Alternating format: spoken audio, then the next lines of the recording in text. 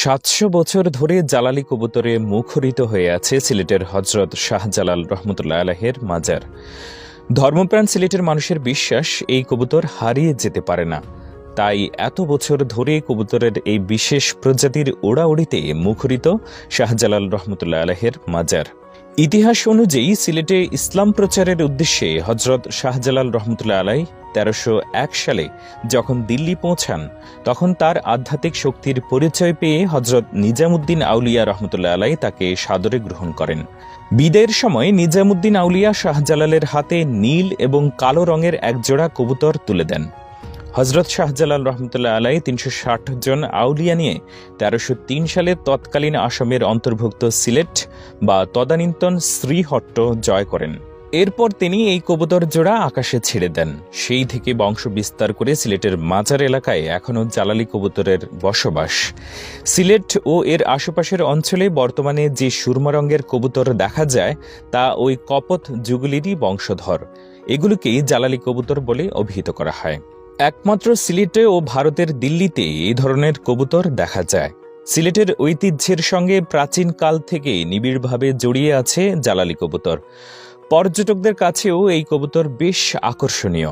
সিলেটে আসামের আদলে নির্মিত টিনের বাসাবাড়িতে চালে এখনও ভিড় করে জালালি কবুতরের দল। এই জালালি কবুতরগুলো যত দূরেই যাক না কেন, ঘুরে ফিরে আবার শাহজালালের মাজারেই চলে আসে। জালালি কবুতরের উপর গবেষণা করে এমনটি খুঁজে পেয়েছেন সিলেট কৃষি বিশ্ববিদ্যালয়ের জেনেটিক্স অ্যান্ড অ্যানিম্যাল ব্রিডিং বিভাগের তরুণ প্রভাষক ডক্টর নয়ন ভৌমিক। বাংলাদেশে জালালি কবুতর নিয়ে তিনিই একমাত্র বৈজ্ঞানিক গবেষণা করেছেন। গবেষণায় তিনি দেখতে পেয়েছেন জালালি কবুতরের স্ত্রী ও পুরুষ যুগলের মধ্যকার বন্ধন অন্য যে কোনো প্রজাতির কবুতরের চেয়ে অনেক দৃঢ়। শুধু তাই নয়, জালালি কবুতর নিজস্ব প্রজাতির সঙ্গী ছাড়া অন্য কোনো কবুতরের সঙ্গে মিলিত হয় না। জালালি কবুতরের মাথা, পিঠ, বুক ঘন ধূসর, ঘাড় গলা ধাতব সবুজ, তার উপরে গোলাপি রঙের আভা।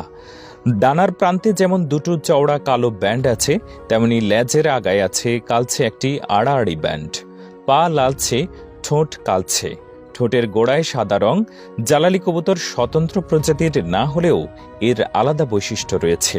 সিলেটের ঐতিহ্যের সঙ্গে প্রাচীনকাল থেকে নিবিড়ভাবে জড়িয়ে আছে জালালি কবুতর। পর্যটকদের কাছেও এই কবুতর বেশ আকর্ষণীয়।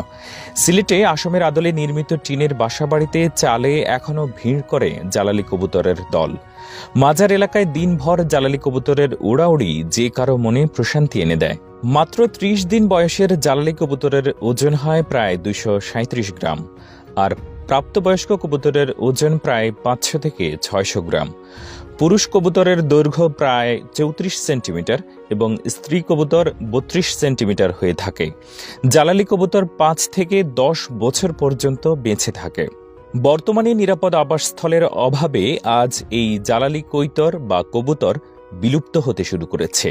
সঙ্গে যোগ হয়েছে কিছু বিকৃত মস্তিষ্কের মানুষের এই কবুতর ধরে খাওয়ার লোভ।